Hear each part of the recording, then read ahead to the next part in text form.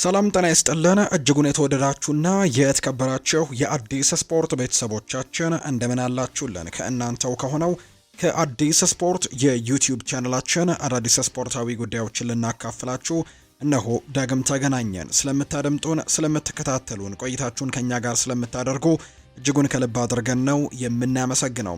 በዛሬ ፕሮግራማችን የተለያዩ ስፖርታዊ ጉዳዮችን ወደ እናንተ እያደረስን ቆይታን የምናደርግ ይሆናል።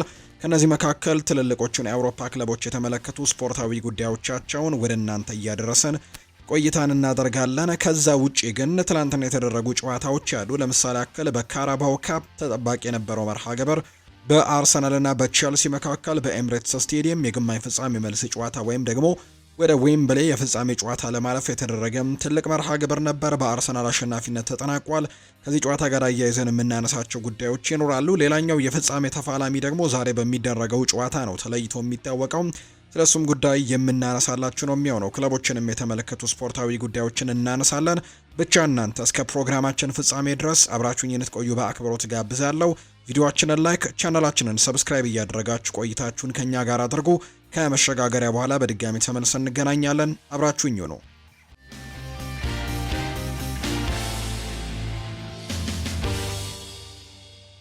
የሀገር ውስጥ ጥቂት መረጃዎችን በማስቀደም ነው የዛሬ ፕሮግራማችንን የምንጀምረው። የዋሊያዎቹ ተጫዋች ለአዲሱ ክለቡ ጎል አስቆጥሯል። በቅርቡ ወደ ሳዑዲ አረቢያው ክለብ አልአረቢ የተቀላቀለው ጋቶች ፓኖም የመጀመሪያ ጨዋታውን በትላንትናው ዕለት በይፋ አድርጓል። በትላንትናው ዕለት ባደረገው ጨዋታም ጋቶች ፓኖም ቡድኑ አልአረቢ ከአል ሉላ ጋር ባደረገው የሊግ መርሃ ግብር ቡድኑናቸው ያደረገ ጎል 87ኛው ደቂቃ ላይ ማስቆጠር ችሎ ነበር። ምንም እንኳን ቡድኑ 2-1 በሆነ ውጤት ትላንትና ተሸንፎ ቢወጣም የዋሊያዎቹ የመሃል ሜዳ ተጫዋች የሆነው ጋቶች ፓኖም መርሃ ግብሩን በቋሚ አስተላለፍ ውስጥ በመጀመር ነው ጨዋታውን ያደረገው። የጋቶች ፓኖም አዲሱ ክለብ የሆነው አልአረቢ በሳዑዲ አረቢያ ሊግ ሁለተኛው ሊግ ላይ ነው እየተወዳደረ የሚገኘው። በዋናው ሊግ ላይ ሳይሆን ሁለተኛው ዲቪዥን ሊግ ላይ እየተወዳደረ የሚገኝ ቡድን ነው። ትናንትና ሽንፈት አስተናግዷል ቡድኑ። ጋቶች ፓኖም ግን በቋሚ አስተላለፍ ውስጥ ተካቶ ጎል ማስቆጠር የቻለበትን አጋጣሚ የተመለከት ነው። ሌላኛው በሀገር ውስጥ የምናነሳው ጉዳይ ኢትዮጵያ ለአራተኛ ጊዜ የምትሳተፍበት ከ17 ዓመት በታች የአፍሪካ ዋንጫ ቀን ተቆጥሮለታል። ቤንጃሚን ዚመር በታሪካቸውም የመጀመሪያው አሰልጣኝ ይሆናሉ ተብሏል። የኢትዮጵያ ታዳጊ ብሔራዊ ቡድን ከሁለት አስርተ ዓመታት በኋላ የተመለሰበት 16ኛው የአፍሪካ ታዳጊዎች ሻምፒዮና የሚካሄድበት ጊዜም ይፋ ተደርጓል። 16 ቡድኖች ተካፋይ የሚሆኑበት ከ17 ዓመት በታች የአፍሪካ ዋንጫ በሞሮኮ አስተናጋጅነት የሚካሄድ ሲሆን ውድድሩ በሚካሄድበት የጊዜ ሰሌዳ ላይም ለውጥ በማድረግም እንዲሁም ወደፊት በመግፋትም በግንቦት ወር እንዲካሄድ ነው የተወሰነው። ካፍ ለውድድሩ ባወጣው መርሃ ግብር መሰረት 16ኛው የአፍሪካ ከ17 ዓመት በታች ሻምፒዮና ከሚያዝያ 17 እስከ ግንቦት 9 2018 ድረስም በአራት የሞሮኮ ስቴዲየሞችም ይከናወናል። የነገዎቹ የአህጉሪቱ ኮከቦችን በሚያስመለክተው ውድድርም ከአንደኛ እስከ 9ኛ ያለውን ደረጃ በመያዝ የሚያጠናቀቁ ቡድኖች ኳታር በምታስተናግደው ከ17 ዓመት በታች የዓለም ዋንጫ ተካፋይ የሚያደርጋቸውን ትኬትም ይቆርጣሉ። የቤንጃሚን ዚሞር ቡድን በመጀመሪያው ግንቦት በሚካሄደው የአፍሪካ ዋንጫ ተፎካካሪ የሚያደርገውን ከአንድ ወር የበለጠ ዝግጅትም የሚያደርግ ይሆናል ተብሏል። በርከት ያሉ የወዳጅነት ጨዋታዎችን በሀገር ቤትና ከሀገር ውጭ እንዲያገኙም ጥረቶች ስለመኖራቸው ነው መረጃዎች የሚያሳዩት። በኢትዮጵያ እግር ኳስ ታሪክ ታዳጊ ቡድኑ በውጭ ሀገር አሰልጣኝ እየተመራ በአፍሪካ ዋንጫም ሲቀርብ የመጀመሪያ ጊዜ ይሆናል። የመጀመሪያው አሰልጣኝም ቤንጃሚን ዚመር ሆነዋል።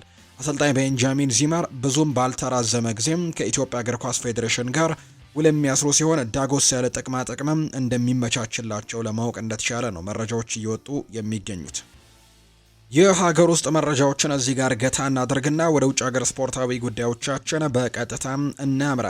ትላንትና ሲጠበቁ የነበሩ ጨዋታዎች ያሉ። በእንግሊዝ የካራባው ካፕ ጨዋታ ተደርጓል። በጀርመን ዲኤፍቢ ፖካል፣ ከዛ ውጭ በስፔን ኮፓ ዴል ሬ እና በጣሊያን ሴሪኤም የተደረጉ አንዳንድ መርሃ ግብሮች ያሉ። የነሱን የጨዋታ ውጤቶች ነው የምናነሳው። ወደ ቤተሰቦቻችን በጣም ሲጠበቅ የነበረው መርሃ ግብር ትላንትና የካራባው ካፕ የግማሽ ፍጻሜ መልስ ጨዋታ ነው። በተለይ በመጀመሪያው ዙር ጨዋታ አርሰናልና ቼልሲ በስታንፈርድ ብሪጅ ያደረጉት መርሃ ግብር 3-2 በሆነ ውጤት በአርሰናል አሸናፊነት መጠናቀቁን እናስታውሳለን እና ትላንትናው የመልስ ጨዋታው ደግሞ እጅግ በጉጉት ከሚጠበቁ ጨዋታዎች መካከል አንደኛው ሆኖ ነበር።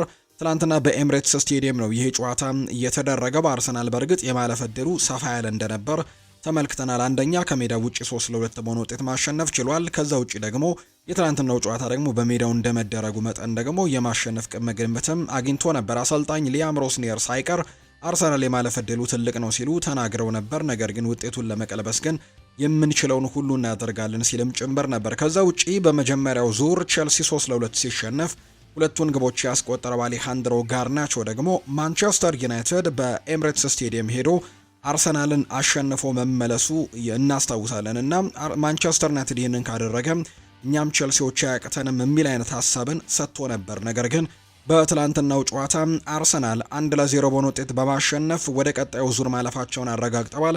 በአጠቃላይ የድምር ውጤቱ ደግሞ 4-2 በሆነ ውጤት በማሸነፍ ነው ወደ ፍጻሜ ማለፋቸውን ያረጋገጡት። የዘንድሮ የካራባኦ ካፕ የፍጻሜ ተፋላሚም አንደኛው አርሰናል መሆኑን አረጋግጧል። የአርሰናልን ብቸኛ ትላንትና የማሸነፊያ ግብም ካይ ሃቨርትስ ነው ማስቆጠር የቻለው። የቀድሞ የቼልሲ ተጫዋች እንደነበር እናስታውሳለን። ትላንትና የቀድሞ ክለቡ ላይ ጎል ማስቆጠር ችሏል። በዚህም አርሰናል በደርሶ መልስ ውጤት 4-2 በማሸነፍ ለካራባኦ ካፕ ፍጻሜ ማለፉን አረጋግጧል። አርሰናል በፍጻሜው ዛሬ በማንቸስተር ሲቲ እና በኒውካስል ዩናይትድ መካከል ጨዋታ ይደረጋልና የዚህን ጨዋታ አሸናፊ ነው በመጀመሪያው ዙር ሲቲ ማሸነፉን እናስታውሳለን። የዚህኛውን ዙር አሸናፊ ደግሞ የሚገጥም ይሆናል ከማንቸስተር ሲቲ እና ከኒውካስል አላፊ ጋር ለፍጻሜ የሚገናኝ ይሆናል ተብሎ ነው የሚታሰበውና በትላንትናው ጨዋታ ላይ አርሰናል ይህንን ጨዋታ ማሸነፍ የቻለበት መርሃ ግብር ሆኖ ተጠናቋል። በትላንትናው ጨዋታ ላይ በተለይ ከጨዋታው መጀመር አንስቶ ቡካዮ ሳካ በትላንትናው ጨዋታ ላይ እንዳልነበር ተመልክተናል። እርግጥ ነው የተጫዋች ከሊድስ ዩናይትድ ጋር ባደረጉት የፕሪሚየር ሊግ ጨዋታ በማሟሟቅ ላይ በነበረበት ሰዓት በገጠመው ጉዳት ምክንያት ነው ተጫዋቹ ባለፈውም በሊድሱ ጨዋታ ላይ አልነበረም። በትላንትናው የቼልሲው የካራባኦ ካፕ ጨዋታ ላይ እንዲሁ በጉዳት ምክንያት እንዳልነበር ተረጋግጧል። ነገር ግን በቀጣዮቹ ጨዋታዎች ላይ እንደሚመለስ ነው የተነገረው በአሰልጣኝ ሚኬል አርቴታ አማካኝነት። ሌላኛው ማርቲን ኦዴጋርድም መጠነኛ ጉዳት ገጥሞት በትላንትናው ጨዋታ ላይ እንዳልነበር ተገልጿል። በቀጣዮቹ ጨዋታ ላይ ይኑር አይኑር የተረጋገጠ ጉዳይ እንደሌለውና ነገር ግን ጉዳቱ ያን ያክል ከባድ እንዳልሆነ ቀለል ያለ ጉዳት እንደሆነ ጭምር ተነግሯል። ትላንትና አርሰናል በቋሚ አስተላለፍ ውስጥ ያካተታቸውን ተጫዋቾች ስንመለከት በትላንትናው ጨዋታ ዴክላን ራይስ የጨዋታው ኮከብ ይባል እንጂ በጣም ጥሩ ፐርፎርም ያደረጉ ሌሎች በርከት ያሉ ተጫዋቾችም አሉ። እነ ፒየሮ ሂንካፒየን ጨምሮ በጣም ጥሩ እንቅስቃሴዎችን ያሳዩ ተጫዋቾችን ተመልክተናል። ኬፓ አሪዛባላጋ በግብ ጠባቂነት ነበር። ዩሪያን ቲምበር፣ ዊሊያም ሳሊባ፣ ጋብሪኤል ማጋሌሽ፣ ፒየሮ ሂንካፒየ በተከላካይ ስፍራ ላይ ትላንትና በአርሰናል በኩል በቋሚነት የተሰለፉ ተጫዋቾች ናቸው። ዴክላን ራይስ፣ ማርቲን ዙቢሜንዲ እና እንዲሁ ኤቢሪቼ ኢዜም በቋሚ አስተላለፍ ውስጥ ነበሩ። ጋብሪኤል ማርቲኔሊ፣ ቪክተር ዮኬሬሽ እና ኖኒ ማንድዌኬ በቋሚ አስተላለፍ ውስጥ የተካተቱ ተጫዋቾች ነበሩ። ትላንትና በአርሰናል በኩል 3 ተጫዋቾች የቀድሞ ክለባቸውን የገጠሙበት መርሃ ግብር ሆኖ ነው የተመለከትነው። ኖኒ ማንድዌኬ በጨዋታው በቋሚ አስተላለፍ ውስጥ የተካተተው ተጫዋች፣ ከዛ ውጪ ግብ ጠባቂው ኬፓ አሪዛባላጋ እና እንዲሁ ተቀይሮ ገብቶ ጎል የሚያስቆጠረው ካይ ሃቨርትስም የቀድሞ የቼልሲ ተጫዋቾች ናቸው። ትላንትና የቀድሞ ክለቦቻቸውን የገጠሙበት መርሃ ግብር ሆኖ ነበር ትላንትና የተመለከትነው። በቼልሲ በኩል እነ ሪስ ጄምስ በጉዳት ምክንያት አልነበሩም። በትላንትናው ጨዋታ ላይ ሮበርት ሳንቼዝ በግብ ጠባቂነት ነበር። ዩሪየል ሃቶ፣ ማርኮ ኮሪያ፣ ትሬቨር ቻሎባ፣ ዌስሊ ፎፋና እና ማሎ ጉስቶ ነበሩ። እንዲሁ ኤንዞ ፈርናንዴዝ፣ ሞይስ ካይሴዶ እና አንድሬስ ሳንቶስ ከዣኦ ፔድሮ እና ከሊያም ዴላፕ ጋር በአብዛኛው ጥንቃቄ የተሞላበትን የጨዋታ ሲስተምን ነው ትላንትና በአሰልጣኝ ሊያም ሮስኒየር በኩል የተመለከትነው። በቋሚ አሰላለፍ ውስጥ ከተካተቱ ተጫዋቾች መካከል አብዛኞቹ የመከላከል ባህሪ ያላቸው ተጫዋቾችን ነው ትላንትና በጨዋታው ላይ አሰልጣኝ ሊያም ሮስኒየር ለመጠቀም ሙከራ ያደረገው። ነገር ግን ይሄ ነገር እንዳልሰራለት ሲመለከትና በርከት ያሉ ጎሎችን ማስቆጠር ያለበት ሰዓት እንደሆነ ሲያውቅም ስቴቫ ዊሊያንን፣ ኮል ፓልመርን፣ አሌሃንድሮ ጋርናቾን ቀይሮ ያስገባበትን አጋጣሚ በትላንትናው ጨዋታ ላይ ተመልክተናል። ውጤቱን ማምጣት ባይቻልም ሊያም ሮስኒየር ግን ባለፉት በቼልሲ ጨዋታዎች ላይ በጣም ጥሩ የሚባሉ እንቅስቃሴዎችን ሲያሳዩ እንደነበር እናስታውሳለን። ወደ ቼልሲ ከመጡ በኋላ ይሄ ሁለተኛው ሽንፈታቸው ነው። ሁለቱንም ሽንፈት ያስተናገዱት ደግሞ በአርሰናል እና በሚኬል አርቴታ እንደሆነም ተመልክተናል። በአጠቃላይ በትላንትናው ጨዋታ የተወሰነ የኳስ ቁጥጥሮችን ለማድረግ ሙከራዎችን አድርገዋል። በሙከራዎች ረገድም ቼልሲ የተሻለ ቁጥር የነበረው ቡድን ነው። 56 በመቶ የኳስ ቁጥጥር ነበራቸው ቼልሲዎች። ከዛ ውስጥ ደግሞ 14 የጎል ሙከራዎችን አድርገዋል። በአንጻሩ አርሰናል በጨዋታው ላይ 5 የጎል ሙከራዎችን ብቻ ነው ማድረግ የቻለው። ሁለቱም ቡድኖች 2-2 ኢላማቸውን የጠበቁ ሙከራዎችን አድርገው ነው የወጡት። አርሰናል 0.91 ኤክስጂን ሲያስመዘግብ፣ በአንጻሩ ደግሞ ቼልሲ በኩል 0.68 ነው የተመዘገበው። በአጠቃላይ በጨዋታው ላይ እንግዲህ ካይ ሃቨርትስ ተቀይሮ ገብቶ 97ኛው ደቂቃ ላይ ጨዋታው ሊጠናቀቅ ሽርፍራፊ ሰከንዶች በቀሩበት ሰዓት ላይ ባስቆጠረው ጎል የጨዋታው ልዩነት ፈጥራ ጨዋታው 1-0 በሆነ ውጤት በአርሰናል አሸናፊነት ተጠናቋል። አርሰናል ወደ ፍጻሜው ማለፉንም ያረጋገጠ ቡድን ሆኗል። የካራባው ካፕ የፍጻሜ ተፋላሚ ሆኗል። ዘንድሮ አርሰናል በአራት ውድድሮች ላይ እንግዲህ ለዋንጫ እየተወዳደረ ይገኛል እና ከነዛ መካከል አንደኛው የካራባው ካፕ ውድድር ነው። ወደ ፍጻሜው መድረሱን አረጋግጧል። በዌምብሌ ደግሞ ከማንቸስተር ሲቲ እና ከኒውካስል ዩናይትድ ከአንዳቸው ጋር ጨዋታን የሚያደርግ ነው የሚሆነው። በአብዛኛው ማንቸስተር ሲቲ የማለፍ እድል እንዳለው እየተገለጸ ይገኛል። ምክንያቱም በመጀመሪያው ዙርም ጨዋታውን አሸንፎ እንደነበር የምናስታውሰው ጉዳይ ከመሆኑ ጋር በተያዘ ሌላኛው ከትናንትናው ጨዋታ ጋር በተያዘም ሌሎች የተነሱ ርዕሰ ጉዳዮች አሉ። ከነዚህ መካከል ከጨዋታው መጠናቀቅ በኋላ ዴክላን ራይስ የሰጠው ሀሳብ ነው። ለፍጻሜ መድረስ ይገባናል ሲል ነው ዴክላን ራይስ የተናገረው። የአርሰናሉ አማካይ ዴክላን ራይስ ቡድናቸው ለፍጻሜ መብቃት እንደሚገባው ነው ከጨዋታው በኋላ የተናገረው።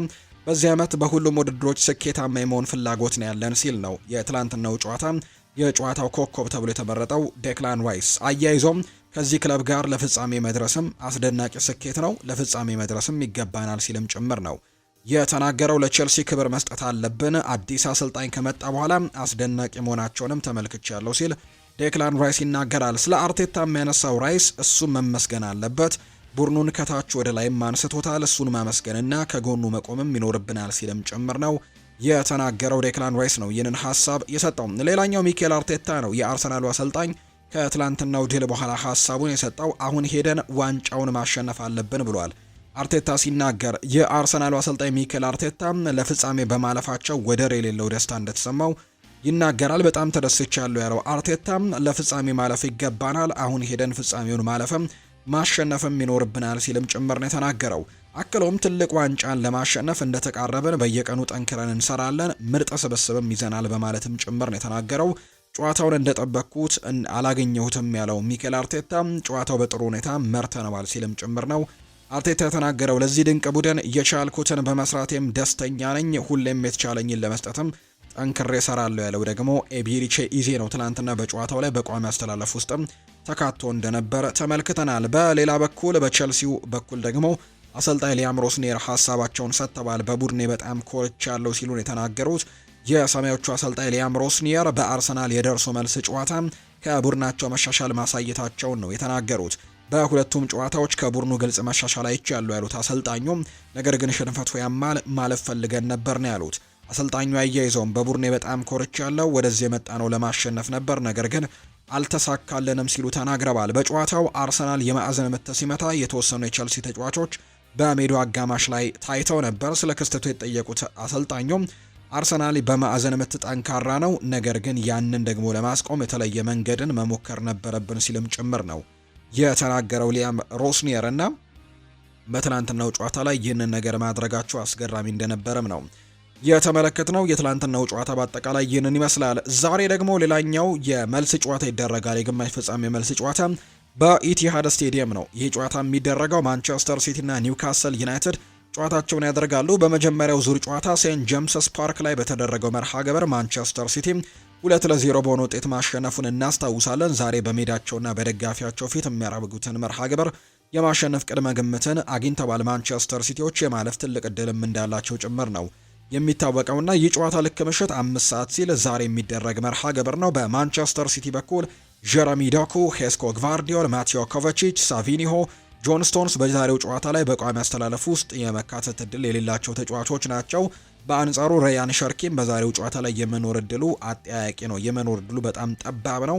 ሩበን ዲያስ ልምምድ ቢጀምርም የዛሬው ጨዋታ ላይ ይሰለፋል ተብሎ ግን ላይጠበቅ ይችላል። ምናልባት ግን ማርክ ጎኪን በዛሬው ጨዋታ ላይ መጠቀም ስለማይችሉ ማንቸስተር ሲቲዎች ምናልባት የመሰለፍ እድል ሊኖረው ይችላል የሚሉ አይነት ሀሳቦች እየተነሱ ይገኛሉ። ነገር ግን በቅርቡ ስለሆነ ከጉዳት ያገገመው ይሰለፋሉ ወይ በትልቁ የሚነሳ ጥያቄ ነው። በኒውካስል ዩናይትድ በኩል ጆኤል ሊንተን አይኖርም። ከዛ ውጪም ኤሚል ክራፍት፣ ቲኖ ሊቨርመንቶ እና ፋቢያን ሼር በዛሬው ጨዋታ እንደማይኖሩ የተረጋገጡ ናቸው። የብሩኖ ጉማሬሽ በዛሬው ጨዋታ ላይ የመሰለፍ እድል አጠያያቂ ነው። አሰልጣኝ ኤዲ ሃውም ከጉዳቱ እየተመለሰ ነው፣ እየሞከረ ነው። ነገር ግን በዛሬው ጨዋታ ላይ የመሰለፍ እድሉን እርግጠኛ አይደለንም ሲልም ጭምር ነው የተናገረው። 55,000 ደጋፊዎችን መያዝ በሚችለው ኢቲሃድ ስቴዲየም ዛሬ ጨዋታው ይደረጋል ተብሎ ይታሰባል። ያለፉትን 3 የእርስ በርስ መርሃ ግብሮችን ከተመለከትን ሲቲ 2ቱን በማሸነፍ የበላይነት አለው። አንዱን ኒውካስል ነው ያሸነፈው። ማንቸስተር ሲቲ ባለፈው በካራባው ካፕ የመጀመሪያው የግማሽ ፍጻሜ ጨዋታ ላይ 2-0 ያሸነፈበት ካለፉት 3 የቅርብ ጊዜ ግንኙነቶች በጣም ቅርቡ ነው። ከዛ ውጭ ግን ኒውካስል 2-1 ያሸነፈበት እንዲሁ ማንቸስተር ሲቲ 4-0 በሆነ ውጤት ያሸነፈበት መርሃ ግብርም በአጠቃላይ ከዚህ በፊት ያደረጓቸው 3 መርሃ ግብሮች እንደሆኑ ነው እየተመለከተው። ማንቸስተር ሲቲ ይህንን ጨዋታ ለማሸነፍ በጣም ትልቅ ግምት እንደተሰጠው ነው እየተመለከትን የምንገኘው። ከዛ ውጭ ግን በተለይ ደግሞ የዛሬው ጨዋታ እንዲጠበቅ ካደረጉት ሌሎች ምክንያቶች መካከል ማንቸስተር ሲቲ በፕሪሚየር ሊጉ ነጥብ የጣለባቸው ያለፉት ጊዜያትን ተመልክተናልና በዛሬው ጨዋታ ላይ ትልቅ ጉጉት ይኖራል ተብሎ ይታሰባል። ነገር ግን ሲቲ የማለፍ ትልቅ እድል እንዳለው ነው የተነገረው። ማርክ ጉሂ በዛሬው ጨዋታ ላይ አይኖርም። በአንጻሩ አንቷን ሴሜኒዮ ግን የመሰለፍ ሙሉ መብት አለው። ማርክ ጉሂ በመጀመሪያው ዙር ጨዋታ ባለመኖሩ ምክንያት ነው በዚህኛው ጨዋታ ላይ የማይኖረው። ወደ ፍጻሜውም ካለፉ የመሰለፍ እድሉ እንደሌለው ጭምር ነው ዘገባዎች እየወጡ የሚገኙት። በኋላ ላይ ከማንቸስተር ሲቲ ጋር አያይዘን መረጃዎችን ስናነሳ በስፋት የምናነሳቸው ጉዳዮች ይሆናሉ ብዬ አስባለሁ። በኋላ ላይ ሰፋ ያሉ ጉዳዮችን ከነዚህ ጉዳዮች ጋር አያይዘን እናነሳለን። ሌላኛው በጣሊያን ሴሪ የተደረገ መርሃ ግብር ነው። ትላንትና የተደረገ የጣሊያን ሴሪ መርሃ ግብር እንዲሁ አለ። ይህ ጨዋታ ደግሞ በቦሎኛና በኤሲ ሚላን መካከል የተደረገ ጨዋታ ነው። ኤሲ ሚላን ወሳኝ ድል አሳክቶ ነው ትላንትና መውጣት የቻለው። በጣሊያን ሴሪ ኤም ኤሲ ሚላን ከቦሎኛ ጋር ያደረገውን የ23ኛ ሳምንት መርሃ ግብር 3-0 በሆነ ውጤት አሸንፈዋል። የኤሲ ሚላንን የማሸነፊያ ግቦች ሩበን ሉፍተስቺክ እና አድሪያን ራቢዮ እንዲሁ ክሪስቶፈር ኢንኩንኩ 3ቱ ተጫዋቾች ጎል ማስቆጠር የቻሉበትን አጋጣሚ ተመልክተናል። ኤሲ ሚላን ያለፉትን 22 የሴሪ ጨዋታዎች ሳይሸነፍ መጓዝ የቻለ ቡድን አድርጎታል። በአጠቃላይ 50 ነጥቦችን በመሰብሰብ ሁለተኛ ደረጃ ላይ ተቀምጧል ኤሲ ሚላን ከኢንተር ሚላን በመቀጠል ማለት ነው። ቦሎኛ በአንጻሩ በ30 ነጥቦች 10ኛ ደረጃ ላይ የተቀመጠ ቡድን ነው። ዛሬ ደግሞ በጣሊያን ኮፓ ኢታሊያ የሚደረግ መርሃ ግብር አለ። ኢንተር ሚላን ከቶሪኖ ጋር ዛሬ የሚያደርጉት ጨዋታ የሚጠበቅ መርሃ ግብር ነው። በሴሪኤው ሳይሆን በኮፓ ኢታሊያ ነው ዛሬ መርሃ ግብራቸውን የሚያደርጉት። ሌላኛው በስፔንም የተደረገ ጨዋታ አለ። በስፔን የኮፓ ዴል ሬይ የግማሽ ፍጻሜ ለማለፍ የተደረገ ጨዋታ ነበር። ትላንትና አልባሴቴ እና ባርሴሎና ነበሩ ጨዋታቸውን ያደረጉት። አልባሴቴ እንደምናስታውሰው ከዚህ በፊት በነበረው አንድ መርሃ ግብር ሪያል ማድሪድን ጥሎ ነው ወደዚህኛው ጨዋታ እንደመጣ የምናስታውሰውና የአዲሱ አሰልጣኝ የአርቫሎ አርቤሏ የመጀመሪያ ጨዋታ እንደነበር እናስታውሳለን።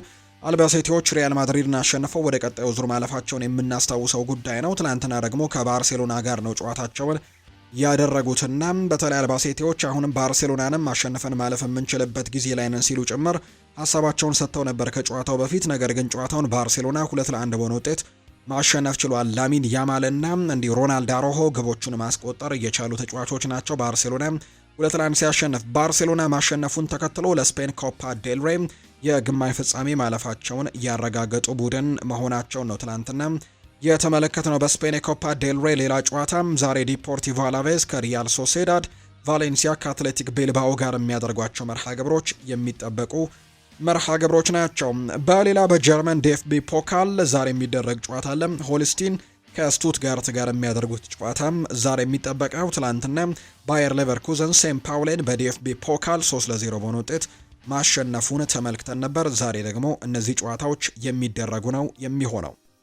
ሌሎች ስፖርታዊ ጉዳዮችን ደግሞ ወደ እናንተ እናደርስ ውድ ቤተሰቦቻችን። ከክሪስቲያኖ ሮናልዶ ጋር በተያያዘ ሰሞኑን የተለያዩ ርዕሰ ጉዳዮች እየወጡ ይገኛሉ። ምንድነው የተፈጠረው የሚለውን ጉዳይ እንመልከት። ከክሪስቲያኖ ሮናልዶ ጋር በተያያዘ ሰሞኑን አልናስር ባደረገው መርሃ ግብር ላይ እንዳልተሳተፈ እናስታውሳለን። ክለቡ አልናስር ከአልሪያድ ጋር በነበረው ጨዋታ ላይ አልተሳተፈም። በአድማ ምክንያት እንደሆነም ጭምር ነው የተነገረው። ምንም አይነት ህመምም ምንም አይነት ጉዳትም ጭምር እንዳልደረሰበት ሲገለጽ ነበርና ከክለቡ ጋር ምንድነው የተፈጠረው የሚለውን ጉዳይ ስንመለከት እርግጥ ነው ከክለቡ ከአልናስር ጋር ብቻ ሳይሆን ከሊጉ ጋር ጭምር ቅሬታ እንዳለበት የሚያሳዩ መረጃዎች ናቸው እየወጡ የሚገኙት።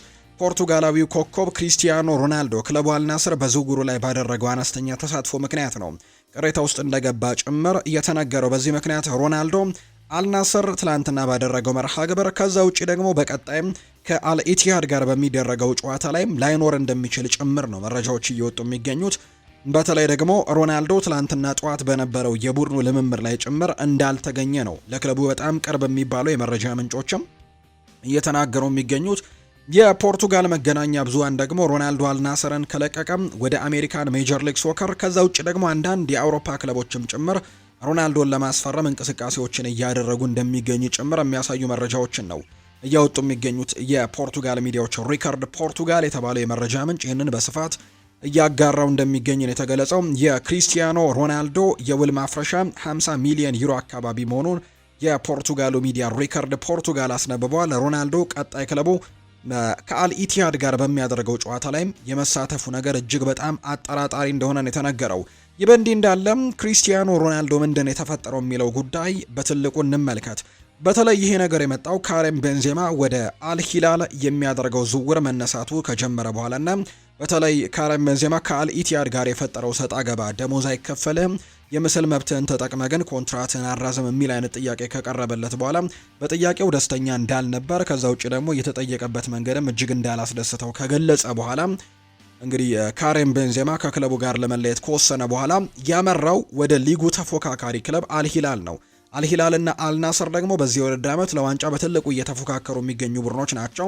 አልሂላል ሊጉን እየመራ ነው። በአንድ ነጥብ ልዩነት ነው ከአልናስር በርጦ ሊጉን እየመራ የሚገኘውና እነዚህ ሁለት ክለቦች ደግሞ በአንድ አስተዳደር ነው የሚመሩት ወይም ደግሞ በአንድ ባለሀብት ነው የሚመሩት ወይም በአንድ ደግሞ አስተዳደር ስር ነው ያሉትና ሁለቱም ተመሳሳይ አይነት ፈንድ ነው የሚደረግላቸው ወይም ደግሞ ተመሳሳይ አይነት ተጫዋቾችን ማምጣት ይኖርባቸዋል። ምክንያቱም እንደ አንድ አባት ውሰዱት። አንድ አባት ሁለት ልጆች እንዳሉት ቁጠሩትና አንድ አባት ለአንደኛው ልጅ የተለየ ነገርን አድርጎ ለአንደኛው ልጅ የተለየ ነገርን እንደማድረግ ማለት ነው። የተፈጠረው ነገር ያ ነው ተብሎ ነው የሚታሰበው። ምክንያቱም አልሂላል በዚህ የዝውውር መስኮት አውሮፓ ላይም ዓለም ላይም ከወጡ ከፍተኛ ገንዘቦች መካከል በቀዳሚነት ተቀምጠዋል። ወይም ደግሞ በርከት ያሉ በጥር ተጫዋቾች የዝውውር መስኮት በርከት ያሉ ገንዘቦችን በማውጣት ተጫዋቾችን በማምጣት ዓለማችን ላይ ከሚገኙ ክለቦች መካከል ቀዳሚ ደረጃ ላይ ነው የተቀመጠው የአልናስሩ ተፎካካሪ አልሂላል ማለት ነው። እና ይሄ ደግሞ ሮናልዶን አበሳጭቶታል። እንዴት በአንድ አስተዳደር ስር እየተመራን ለአልሂላል የተለየ ጥቅም ይሰጠዋል የሚል አይነት ሀሳብ እንዳለው ነው እየተገለጸ የሚገኘውና ተመሳሳይ ባለቤት ያላቸው አልሂላል እና አልናስር በሊጉ በአንድ ነጥብ ተበላልጠው አንደኛና ሁለተኛ ደረጃ ላይ ተቀምጠዋል። በዝውውር መስኮቱ አልናስር ብዙም ተሳትፎ አላደረገም። አንድ ኢራቃዊ ወጣት ተጫዋች ብቻ ነው እንደመጣለት የተነገረው። አልሂላል በበኩሉ ግን ካሪም ቤንዜማን ጨምሮ በርካታ ጥሩ ፊርማዎች በዚህ የጥር ተጫዋቾች የዝውውር መስኮት በማድረግ ቡድኑን ያጠናከረበትን መንገድ ተመልክተናልና ባለቤቶቹ የነጥብ ልዩነቱን በጠበበበት በዚህ ሰዓት ሁለቱ ክለቦች በእኩል አይን አለመመልከታቸው ክሪስቲያኖ ሮናልዶን እጅጉን ያበሳጨ ጉዳይ እንደሆነ ነው እየተገለጸ የሚገኘው። የሳዑዲ አረቢያ ሊግ ኃላፊዎችም አልሂላል ገንዘብ ከየት አምጥቶ ነው ተጫዋቾችን እንዳስፈረመ ለክሪስቲያኖ ሮናልዶ ማብራሪያ ለመስጠት ሙከራዎችን አድርገዋል። በተለይ ደግሞ ኃላፊዎቹ የዝውውር ሂሳቡን የሸፈኑት ሌሎች ባለሀብቶች ናቸው እንጂ የክለቡ አስተዳደር አይደለም የሚል አይነት ሀሳቦችን ጭምር እያጋሩ ይገኛሉ። እነዚህን ዝውውሮች እንዲደረጉ ገንዘቦችን ያካፈሉት ከዓለማችን ሀብታም ግለሰቦች መካከል አንዱ የሆኑት አልዋሊድ ቢንታላል የተባሉ ሰው እንደሆኑ ጭምር ነው ለክሪስቲያኖ ሮናልዶ እንዳስረዱት የተነገረው። ሮናልዶ ሂሳቡን በአንድ ደጋፊ ባለሀብት መሸፈኑ ሲሰማ ለማመንም እንደተቸገረ ጭምር ነው የተገለጸው። ስለዚህም በዚህ ጉዳይ ላይ ነው ክሪስቲያኖ ሮናልዶ እና አልናስር እንዲሁ ደግሞ ሊጉም ጭምር አንዳንድ አወዛጋቢ ጉዳዮች ውስጥ እንደገቡ የሚያሳዩ መረጃዎች እየወጡ የሚገኙትና ዳቪድ ኦርነስቲን ቤን ጃኮብስ ይህንን መረጃ በስፋትም እንዲሁ ሲያጋራው ተመልክቼዋለሁ። የክሪስቲያኖ ሮናልዶን ጉዳይ ቤን ጃኮብስ ሲናገር ምንድን ነው ያለው? ይመስለኛል ሮናልዶን ያበሳጨው ጉዳይ ካሪም ቤንዜማ ለምን ወደ አልናስር አልመጣም የሚለው ጉዳይ አይደለም።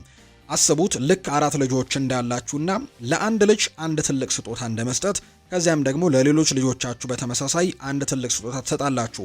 በመጨረሻ የተቀሩት 2 ልጆች ግን እኛ ለምን አልተሰጠንም፣ እኛም እኮ ያንተ ልጆች ነን ብለው እንደሚያነሱት አይነት ወይም እንደሚናደሩት አይነት ሀሳብ ነው ሮናልዶ እንደዚህ አይነት ጉዳዮች እንዳያበሳጩት የተነገረውና በተለይም በቤንዜማ ዝውውር ምክንያትም ሳይሆን በአጠቃላይ በክለቡ የዝውውር ጉዳይ ላይ ነው ጥያቄዎችን ያነሳው። በአጠቃላይ የሊጉን ስትራቴጂም ሲጠይቅም ስለመጠየቅም ጉዳይ ነው ሮናልዶ ነገሮችን ያነሳው። አልናስር ለምን ተጫዋቾችን ለማስፈረም ምንም አይነት ገንዘብ አልተቀበለም?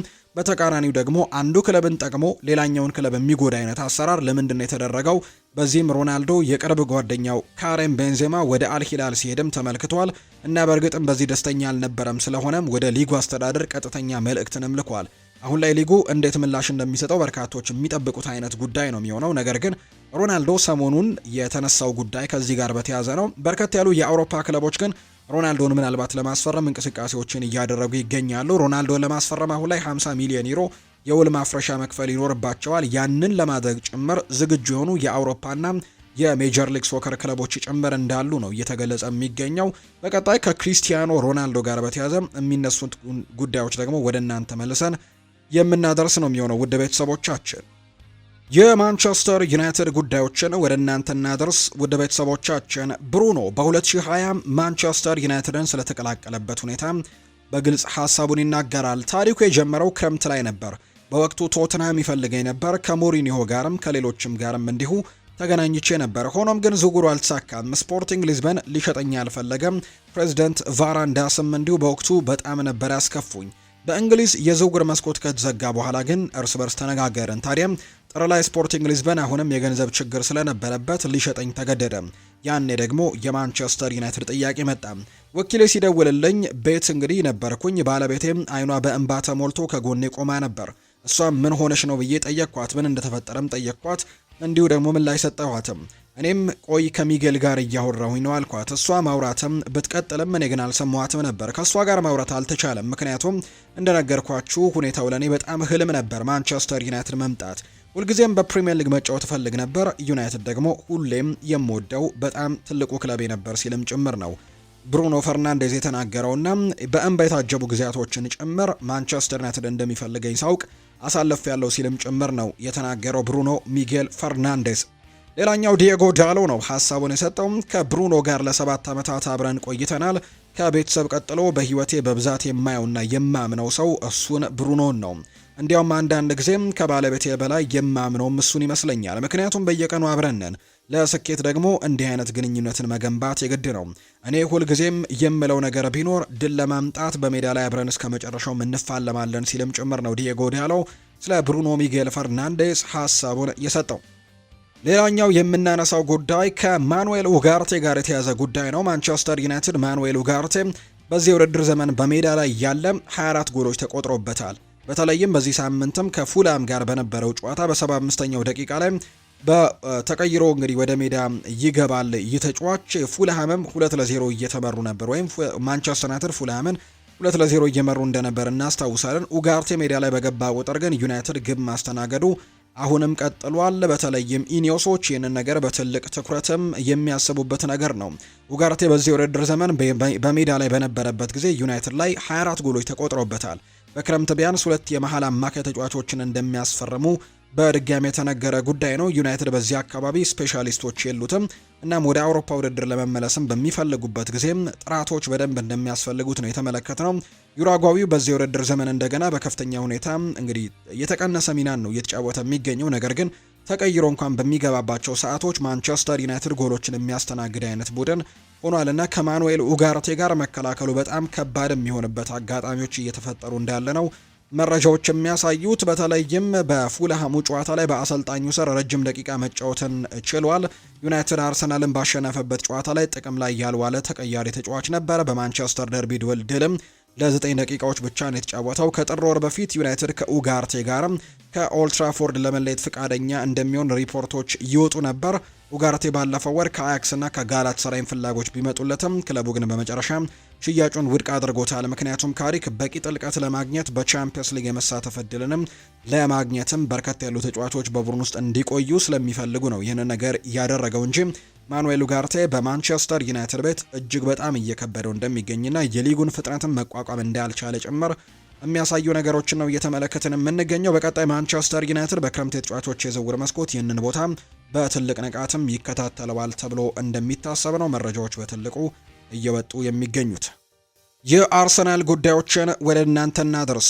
የሚኬል ሜሪኖ አባት ሚጌል ይባላሉ። ከስፔን ሬዲዮ ጣቢያ ጋር ካንዴና ሴር ከተባለ የሬዲዮ ጣቢያ ጋር በነበራቸው ቆይታ ላይ ስለ ልጃቸው የሚመለስበት ጊዜም አንዳንድ ሀሳቦችን አጋርተዋል። ብዙ ጥርጣሬዎች እንዳሉ ነው አባቱ የተናገሩት። ሚጌል የማገገሚያው ጊዜው በደንብ ስላልተገለጸ የተወሰነ እርግጠኛ ያለመሆን አለ ሲሉ ይናገራሉ። የእግር ስብራት ነው የገጠመው። በእግር ጣቶቹ ላይ የደረሰ ጉዳት ብቻ ሳይሆን ከዚያም የበለጠ ጥልቅ የሆነ ጉዳትም ይመስለኛል ሲሉ ይናገራሉ። እንደዚህ አይነት ጉዳት ከዚህ በፊት አጋጥሞት አያውቅም። ለዚህ ነው ምን ያክል ጊዜ ለማገገም እንደሚወስድበትም ጊዜው ያልታወቀው ሲልም ጭምር ይናገራል። የሚኬል ሜሪኖ አባት ናቸው ይህንን ሀሳብ የሰጡትና የመመለሻው ጊዜ መቼ እንደሚሆን በጭራሽ እንደማያውቁ ጭምር ነው የተናገሩት። ቪክተር ዮኬሬሽ ወደ አርሰናል ከተዘዋወረ ጀምሮ እስካሁን በአርሰናል ቤት ህይወት እንዴት እንደሆነ ተጠይቆ ሰፊ ምላሹን ሰጥቷል። እዚህ ቡድኔ ከመጣው ጀምሮ ወደዚህ ቡድን እግሬ ከረገጠ ጊዜ ጀምሮ እያንዳንዱን ቀንና ሰዓት፣ ደቂቃ በጣም በደስታ ነው እያሳለፍኩኝ ያለሁት። እዚህ በመሆኔ በቃል ከምገልጸው በላይም እየተደሰትኩበት እገኛለሁ ብሏል። እውነት ለመናገር ማንኛውም ተጫዋች ወደ አዲስ ሌላ ክለብም ሲዘዋወር የሚገጥሙት ፈተናዎች አሉ። እናም እኔ ላይም አንዳንድ ፈተናዎች ገጥመውኛል። ነገር ግን አሁን ላይ ከቡድኑ ጋር በጣም ተላምጃለሁ። በፊት ከነበረኝ ነገርም አሁን ላይ በጣም እየተሻሻልኩኝ ነው። እኔ ወደዚህ ክለብም እንዲሁ የመጣሁት ከዚህ ቡድን ጋር ስኬታማ ለመሆን ነው። እናም ይህ ደግሞ ክለብ ስኬታማ ለማድረግም ከቡድን ጓደኞቼ ጋር አቅሜ በፈቀደው መልኩ ለመርዳትም ጉልበቴን ሳልሰስትም ጥረት እያደረኩኝ ይገኛለሁ ብሏል። ራሴን ለማሻሻል ከቡድኑ ጋር ከክለቡ ጋር በሚሻለው መልኩም ደግሞ ለመማርና ለመሻሻልም እየሞከርኩኝ ነው። በዚህ ክለብ በጣም ደስተኛ ነኝ፣ እየተደሰትኩኝ ነው። ወደፊትም እንደ ከፍተኛ ተጫዋችም እንደምመለከትም ተስፋ አደርጋለሁ። ነገር ግን አንዳንድ ፈተናዎች ነበሩ። ከፈጣሪ ጋር ሁሉንም ፈተናዎችን አልፋለሁ ብሏል።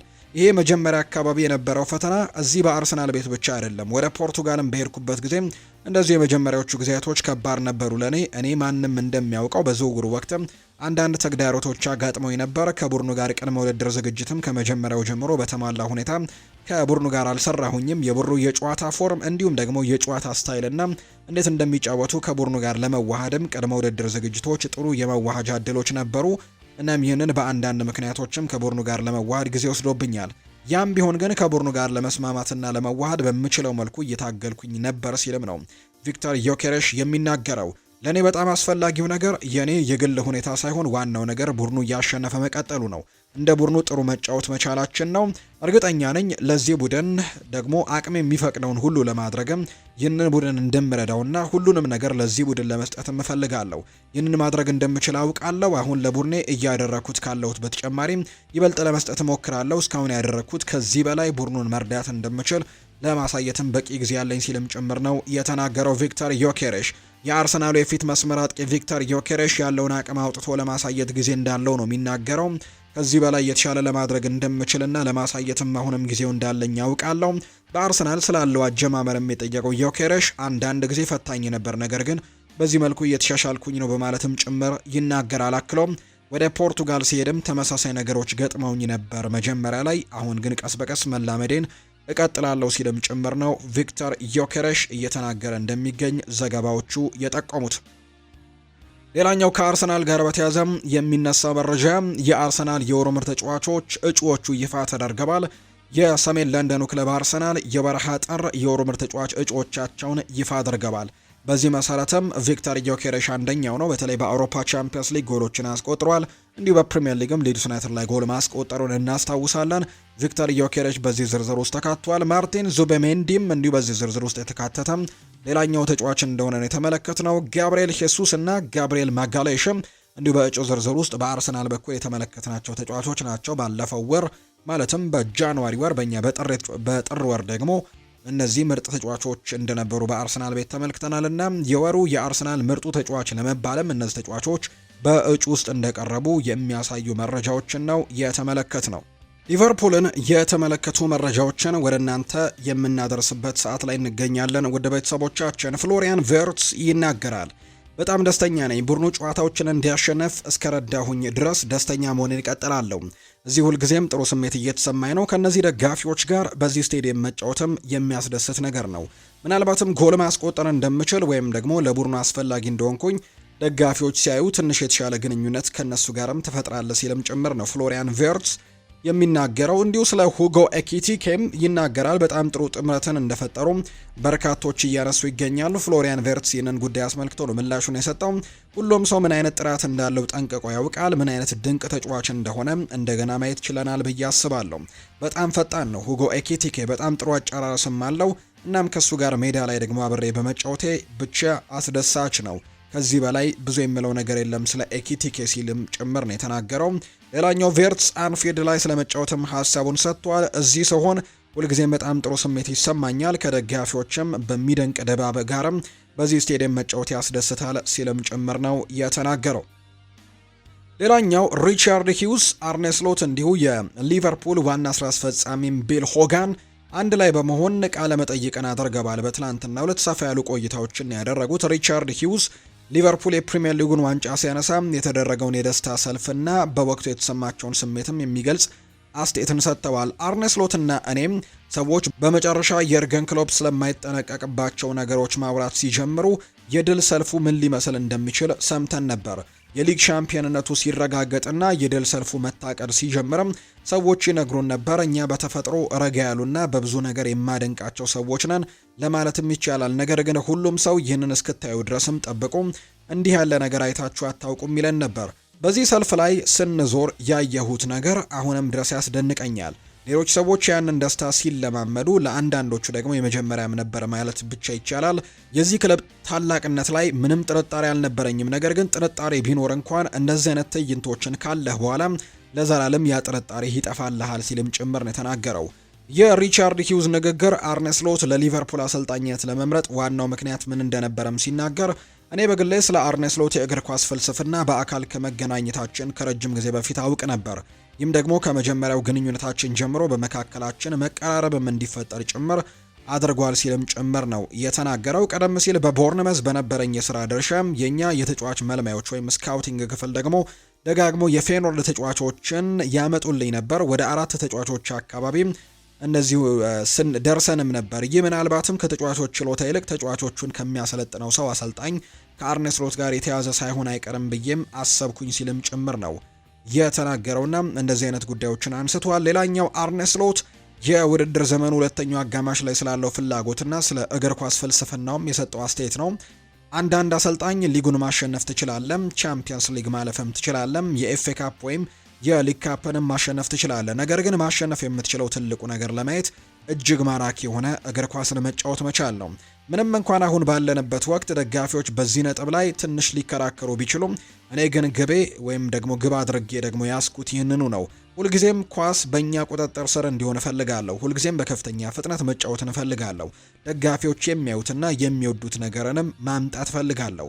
ከምንም ነገር በላይ የምጠላው ነገር ቢኖር ከውጤታችን በላይ ከሊጉ ደረጃችንም በላይ ደጋፊዎቻችን በሁሉም የጨዋታ ደቂቃዎች እኛን ሲያዩ በደስታ አለመሞላታቸው ነው። ዋናው ከባዱ ነገር ደግሞ የደጋፊዎችን ስሜት እረዳለሁ፣ ምክንያቱም እኔም በእነሱ ነው የምስማማ። ዋንጫ አንድ ነገር ነው፣ ነገር ግን አንድ የተለየ ነገር የሚቆም ቡድን ክለቡ ወይም አሰልጣኙ መሆን ያለበትም ጥሩ እግር ኳስን መጫወት ነው ሲልም ጭምር ነው አሰልጣኝ አርነ ስሎት የተናገሩት። የሊቨርፑል ዋና ስራ አስፈጻሚ የሆኑት ቢሊ ሆጋን ደግሞ ክለቡ ባለፉት 15 ዓመታት ስለተጓዘበት መንገድና ስለወደፊቱ ግብም የሰጡት አስተያየት አለ። ከ2010 ጀምሮ ባለፉት 15 ዓመታት የተጓዝንበት መንገድ ምናልባትም ለመናገር ቀላል ወይም ተራ ሊመስል ይችላል፣ ነገር ግን ግባችን ያንን ጉዞ መቀጠል ነው። ኤፍኤስጂ ሊቨርፑልን ለመግዛት በሚያመለክትበት ወቅትም ክለቡ ከነበረው አስገራሚ አቅም በማሳየት የሚለው ቃል ይነገርለት ነበር። በወቅቱ ክለቡ አስቸጋሪ ጊዜን እያሳለፈ እንደነበር ግልጽ ነው። የእኛ ስራና ትኩረታችን ክለቡ እኛ እንደምናምነው ወደ ትክክለኛ ክብሩና ቦታው ለመመለስ መጣር ነው። ያ ስራ ደግሞ እውነቱን ለመናገር በፍጹም አያልቅም ነበር። ሁልጊዜም የምንሰራበት ጉዳይ በመሰረተ ልማት ረገድ ያደረግናቸው ማሻሻያዎችና በቡድኑ ስኳድ ላይም የምናደርገው ተከታታይ ኢንቨስትመንትም የዚሁ አካል እንደሆኑ ጠንቀቅ ያውቃለሁ ሲልም ነው የተናገረው። ሪቻርድ ሂውዝ ሊቨርፑል አመራሮችና በአሰልጣኙ መካከል ያለው ስላለው የስራ ግልጽነትና ክፍፍልም ይናገራል። መሰረታዊ ነገር ነው ሲልም ጭምር ነው የሰጠው። ለሁላችንም ግልጽ የሆነ መግባባት አለ። እሱም የጨዋታ ቀን ቡድኔ ምርጫውንና ታክቲክን የሚመለከቱ ሚናዎችን፣ ነገሮችን ሁልጊዜም ያሰልጣኙ የዋና አሰልጣኙ ኃላፊነት ናቸው። ያ የሱ የስልጣን ክልል ነው። በእግር ኳስና በቡድኑ ብቃት ላይ በምንወያይበት ወቅትም ካልሆነ በስተቀር ወደዚያ ክልል ዘልቆ አለመግባትም በጣም አስፈላጊ ይመስለኛል ሲልም ይናገራል። በእነዚህ ጉዳዮች ላይ ሁልጊዜም አርነ ስሎት እንደሚመራ አደርገዋለሁ። ስለዚህም በንግግራችን መሃል በራሴ ተነሳሽነት ዝም ብዬ አስተያየት የምሰጥ አይመስለኝም፣ ነገር ግን የራስ አቋም ሊኖርክ ይገባል ሲልም ጭምር ነው የተናገረው ሪቻርድ ሂውዝ ነው። አርነ ስሎት ስለ ቡድኑ የወደፊት ተስፋናም ስለ ስፖርቲንግ ዳይሬክተሩ ሪቻርድ ሂውዝም የሰጠው ሀሳብ አለ። የቡድን በውድድር ዘመኑ መጀመሪያ አጋማሽ ካሳየው በላይ ገና ብዙ የሚጠበቅበት ነገር አለ። ቀደም ሲል ራሳቸው ያስፈረሟቸው ተጫዋቾች ላይ ብቻም ትኩረት ከሚያደርጉ ስፖርቲንግ ዳይሬክተሮች ጋር ሰርቻለሁ። በሪቻርድ ሂውዝ ጋር ግን ልዩነቱ የሚታየው እናም ደግሞ እሱን ልዩ የሚያደርገው ነገር ቢኖር እሱ ያለው ሊቨርፑል እንዲያሸንፍ ብቻ ነው። ሪቻርድ ሂውዝ ለራሱ ክብር ወይም ደግሞ ለራሱ ዝና ወይም ኢጎ የማይጨነቅ ሰው ነው ብሎ መናገር ይቻላል ሲል አርነ ስሎት ይናገራል። ሪቻርድ ሂውዝ ሊቨርፑል በዝውውር ገበያው ላይ የሚመለከተው ስልታዊና ትዕግስትን የተመሰረተ አካሄድ በግልጽ የሚያሳይ ነው። አብረን በነበርንበት የመጀመሪያ ክረምት እንደገባን ወዲያውኑ በዝውውር ላይ በጣም ንቁ እንደምንሆን እናውቅ ነበር። ምክንያቱም ያለውን ስብስብ መገምገምና ወደ አዲሱ አሰራር ወይም አገዛዝም እንዴት እንደሚሸጋገሩ ማየት እንፈልግ ነበር። መጀመሪያም እንደገባን ሆን ብለን ብዙ የዝውውር ስራዎችን አልሰራንም ነበር። ምክንያቱም የክለቡ ባለቤቶች ኤፍኤስጂዎች ነገሮችን ማድረግ የሚፈልጉት በሁሉም መረጃዎች ወይም ዳታ ለእነሱ የሚደገፍ መልኩ ሲሆን ነው። ያንን ለማድረግ ደግሞ ከሁሉም የተሻለው መንገድ አንድ አመት ቀድሞ መዘጋጀት ማለትም ከአንድ ክረምት የዝውውር መስኮት ወደ ቀጣዩ የዝውውር መስኮት ነው ሲልም ጭምር ይናገራል። አርነ ስሎት የክለቡ አዲስ አስተሳሰብና ለስኬት ያለው ከፍተኛ ጥማትን የሚያሳይ ነው ብለዋል። የፕሪሚየር ሊጉ ዋንጫን ካሸነፍን በኋላ እንደተናገርኩት በ30 ዓመታት ውስጥም 2 ጊዜ ከማሸነፍ ይልቅ በ5 ዓመታት 2 ጊዜ ማሸነፍ እይታ ይበልጥ ደስ ይላል። ሁላችንም ያንን ግብ ለማሳካት እየጣረን እንደሆነ አስባለሁ። እንዲሁም በጥሩ ደረጃ ላይም የምንገኝ ይመስለኛል። ነገር ግን በሚያሳዝን ሁኔታ በጥሩ ደረጃ ላይ ያለነው እኛ ብቻ አይደለንም። የፕሪሚየር ሊጉ ፉክክር ከጊዜ ወደ ጊዜ እየተጠናከረ መጥቷል። ነገር ግን ይህ ሁኔታ ይበልጥ ሳቢ እንዲሆንም ያደርገዋል። በመጨረሻ ማሸነፍ ስንችል ድሉ ይበልጥ ጣፋጭ ይሆናል ሲልም ጭምር ነው የተናገረው። በመጨረሻ ሀሳቡን ያጋራው አርነ ስሎት በሊቨርፑል ቤት ውስጥም ስለሚኖረው የስነ ልቦና ጥንካሬ ይናገራል። ባለፉት ከ5 እስከ 10 ዓመታት ውስጥ ስለነበረው የሊቨርፑል ስኬታማ ጊዜ ሳስብ መጀመሪያ ወደ አእምሮ የሚመጡት ቦቢ ፌርሚኖ፣ ሳዲዮ ማኔ፣ መሐመድ ሳላ ናቸው። ምክንያቱም ተከታታይ ግቦችን ከመረብ ያሳረፉ ነበር። ነገር ግን እዚህ ዋናው መስሪያ ቤት ደግሞ ወይም ኤኤክስኤ ትሬዲንግ ሴንተር ላይ ሆኜ ስለዚህ ዘመን ስናወራ ሁልጊዜም ሌሎች 2 ስሞችን ደጋግሜ ያነሳሉ፣ ጄምስ ሚልነር እና ጆርዳን ሄንደርሰን። እነዚህ አንተ የምትፈልጋቸው ነገሮች ናቸው። የክለቡ ባህል ምን እንደሆነ የሚያውቁና ትክክለኛ ስነ ልቦና ወይም ሜንታሊቲ ያላቸው ሰዎች በቡድን ውስጥ መኖራቸው ነው ሲል አሰልጣኝ አርነ ስሎት እና ሪቻርድ ሂውዝ በርከት ያሉ ጉዳዮችን ከሊቨርፑል ጋር አያይዘው ያነሱበት ቃለ ምልልስ ነበር። የትላንትናው ቃለ ምልልስ እኛም እንደዚህ አድርገን ወደ እናንተ አቅርበነዋል። የማንቸስተር ሲቲን ጉዳዮች ደግሞ እንመልከት። ራያን ሸርኪ መጠነኛ ጉዳት አጋጥሞታል ተብሏል። የማንቸስተር ሲቲው ተጫዋች ራያን ሸርኪ በቶተንሃሙ ጨዋታ መጠነኛ ጉዳት እንዳጋጠመው ነው አሰልጣኝ ፔፕ ጓርዲዮላ ያረጋገጡት። አሰልጣኝ ፔፕ ጓርዲዮላ አያይዘውም የጉዳት ሁኔታው ከሰዓት በኋላ እንደሚገመግሙት ነው ያስታወቁት። እንዲሁም በጉዳት ላይ የሚገኘው ጀረሚ ዶኩም ከኒውካስል ዩናይትድ ጨዋታ ውጭ መሆኑን ያረጋገጡት። በሌላ በኩል ማርክ ጉሂ በደንቡ ምክንያትም በኒውካስል ዩናይትድ ጨዋታ ላይ መሳተፍ እንደማይችል ነው የተናገረው። ማርክ ጉሂ ኒውካስልን በሚገጥመው የማንቸስተር ሲቲ ስብስብ ውስጥ የማይካተትም፣ ምክንያቱም የመጀመሪያው ዙር የግማሽ ፍጻሜ ጨዋታ ከተደረገ በኋላ ሲቲን በመቀላቀሉ ሕጉ አይፈቅድለትም። ሴሜኒዮ ግን ከመጀመሪያው ዙር ጨዋታ በፊትም ዝውውሩ በመጠናቀቁ የዛሬው ጨዋታ ላይ ይኖራል ተብሎ ይታሰባል። ፔፕ ጓርዲዮላ ሲናገር በካራባው ካፕ በ10 ዓመታት ውስጥ 5ኛ የፍጻሜ ጨዋታችንን ለማድረግ ትልቅ እድል አለን ሲል ጓርዲዮላ ተናግሯል። የፍጻሜ ጨዋታዎችን መጀመር ለአብዛኞቹ አዲስ የማንቸስተር ሲቲ ተጫዋቾች ጥሩ ነው፣ እናም ለክለቡና ለሁሉም ሰው ደግሞ በጣም ጠቃሚ ይሆናል ብለዋል። ጓርዲዮላ የቀጠለና ሸርኪ ትንሽ የግጭት ጉዳት አለበት፣ ለዛሬው እንደሚደርስ ለማወቅ ማየት ይኖርብናል ነው ያለው። ሩበን ዲያስ ትላንትና መሰልጠን ጀምሯል። ጀረሚ ዶኩም ለመመለስ በርከት ያሉ ጊዜያቶች ይቀሩታል ሲል ፔፕ ጓርዲዮላ ተናግሯል። እና ዛሬ ከኒውካስል ዩናይትድ ጋር የሚደረገውን ጨዋታ አስመልክቶ ትላንትና በነበራቸው ጋዜጣዊ መግለጫ ላይ ነው እነዚህን ጉዳዮች ያነሱት አሰልጣኝ ፔፕ ጓርዲዮላ። ሪያል ማድሪድን እንመልከት። ዳኛው የጨመረው 10 ደቂቃ ከየት እንደመጣ አላውቅም ብለዋል። የባርሴሎና ፕሬዝዳንት ዮሃን ላፖርት ናቸው ይህንን ሀሳብ የሰጡት። የባርሴሎና ፕሬዝዳንት ዮሃን ላፖርት በሪያል ማድሪድና በራዮ ቫይካኖ የሊግ ጨዋታ የነበረው ዳኝነትን ተችተውታል። ጨዋታውን መመልከታቸውን የገለጹት ፕሬዝዳንት ዮሃን ላፖርት ነገር ግን ተጨማሪው 9ና 10 ደቂቃ ከየት እንደመጣ አላውቅም ሲሉ ነው የተናገሩት። ፕሬዝዳንቱ አክለውም ራዮ ቫይካኖ በጨዋታው በደል ተፈጽሞበታል በማለትም ነው የተናገሩት። 2 ተጫዋቾች በቀይ ማስወጣት፣ አቻ ሆኖ ተጨማሪ ደቂቃ 10 ድረስ ማድረስ እናም ባለቀ ሰዓት ፍጹም ቅጣት ምት መስጠት ትክክል አይደለም ሲሉ ነው ፕሬዝዳንት ዮሃን ላፖርት የተናገሩት። አርቫሎ አርቤልዋ የፕሬዝዳንት ፍሎሬንቲኖ ፔሬዝ ትዕዛዝን ይከተላል የሚባለውን ወሬ ከእውነት የራቀ ነው ተብሏል። አሰልጣኙ በተጫዋቾች ስሜታዊነትና አነሳሽነት ላይ ያተኩራል፣ እንዲሁም ደግሞ እንደ ችሎታቸው ይመራቸዋል እንጂ እንደሱ ፍልስፍና ቡድን አያዋቅርም። አንቶኒዮ ፒንቶስን በተመለከተ የአካል ብቃት እንቅስቃሴን ማሻሻልና ጉዳቶችን በመከላከል ላይ ያተኩራል፣ እንዲሁም የተለያዩ የጂም ቤት ሚናዎችንም በመቀነስም ተጫዋቾቹ እንዴት ሰውነታቸውን መገንባት እንደሚችሉ በሚያተኩሩት ስራ ላይም ተሰማርቷል ሲል ነው ዲያሪዮ አስ መረጃውን ያጋራው። አንዳንድ የሪያል ማድሪድ ተጫዋቾች በአርቫሎ አርቤሏ መምጣትና በሻቪ አሎንዞ መልቀቅ በጣም ተደስተዋል።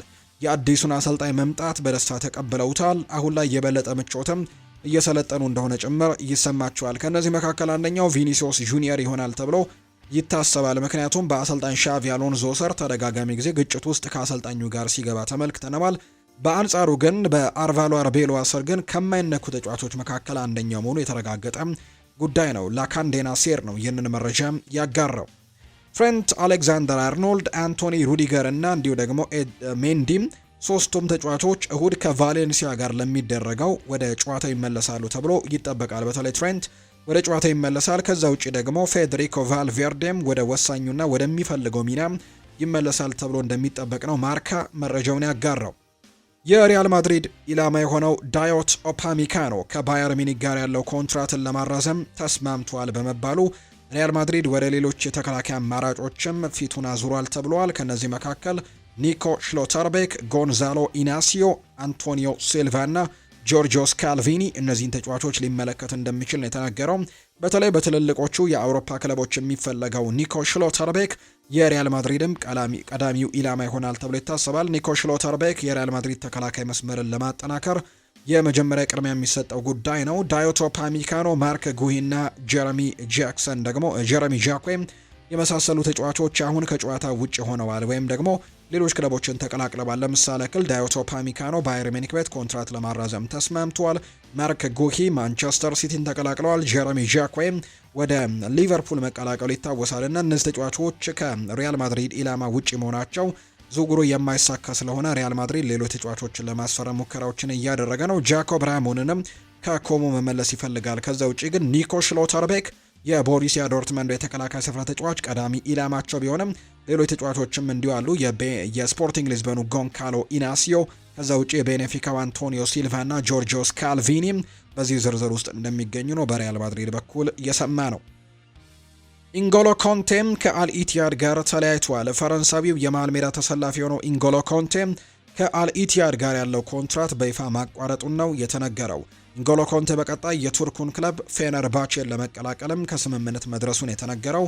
ኮንቴ በፌነርባቼ ቤትም እስከ 2028 የሚያቆየው የ2 ዓመታት ኮንትራት እንደሚፈርም ነው ፋብሪዚዮ ሮማኖ የተናገረው። በተለይ በዚህ የጥር ተጫዋቾች የዝውውር መስኮት በርከት ያሉ የአልኢቲያድ ተጫዋቾች ክለቡን ለቀው ወጥተዋል። ከነዚህ መካከል ኢንጎሎ ኮንቴ አንደኛው ነው። ሌላኛው የሙሳ ዲያቢ ጉዳይ ይነሳል። ከዛ ውጭ ደግሞ ካሬም ቤንዜማም ከክለቡ ለቆ ሌላኛው የሳዑዲ አረቢያ ክለብ የሆነው አልሂላልን መቀላቀሉን የምናስታውሰው ጉዳይ ነውና በርከት ያሉ ተጫዋቾችም ቢለቁም እንደ ኤል ናስሪ እንደዚህ አይነት ተጫዋቾችን ደግሞ ማስፈረሙን አልኢቲያድን ተመልክተናል። ከፌነርባቼ ዩሱፍ ኤል ናስሪን ማስፈረማቸውን የተመለከትንበት የዝውውር መስኮት ሆኖን የጠናቀቀው። የተወደዳችሁና የተከበራችሁ ቤተሰቦቻችን ለዛሬ ያዝንላችሁ አዳዲስ ስፖርታዊ ጉዳዮቻችን እነዚህ ነው የሚመስሉት። ስላደመጣችሁን፣ ስለተከታተላችሁን፣ ቆይታችሁን ከኛ ጋርም ስላደረጋችሁ እጅግ ከልብ አድርገን እናመሰግናለን። ፉአድ ባህሩ የዛሬውን ፕሮግራም እየመራው ከእናንተ ጋር ቆይታን አድርጌያለሁ። በቀጣይ ፕሮግራሞቻችን ሌሎች ስፖርታዊ ጉዳዮችን፣ ሌሎች አዳዲስ መረጃዎችን አካተን በድጋሚ ተመልሰን የምንገናኝ ይሆናል። ከአዲስ ስፖርት የዩቲዩብ ቻናላችን በዕለተ ረቡዕ ማለዳ ያዝንላችሁ ፕሮግራም ይህን ይመስል ነበር። ቆይታችሁን ከኛ ጋር ያደረጋችሁ በሙሉ ላቅ ያለ ምስጋናችንን ለእናንተ ማቅረብ እንወዳለን። ሀሳብ አስተያየቶቻችሁን ኮሜንት ቦክስ ላይ ልታጋሩን ትችላላችሁ። እኛም በቀጣይ በሚኖረን ፕሮግራም የተለያዩ ሀሳቦቻችንን መልሰን ወደ እናንተው የምናደርስ ነው የሚሆነው። ለዛሬ ግን ስላደመጣችሁኝ ከልብ አድርጌ ያመሰግናለሁ። በቀጣይ ፕሮግራሞቻችን ሰፋ ያሉ ፕሮግራሞችን በምሽቱ ፕሮግራማችን ይዘን እንመጣለን። መልካም ጊዜ፣ መልካም ቀን እንዲሆንላችሁ ነው በአክብሮት የምመኘው።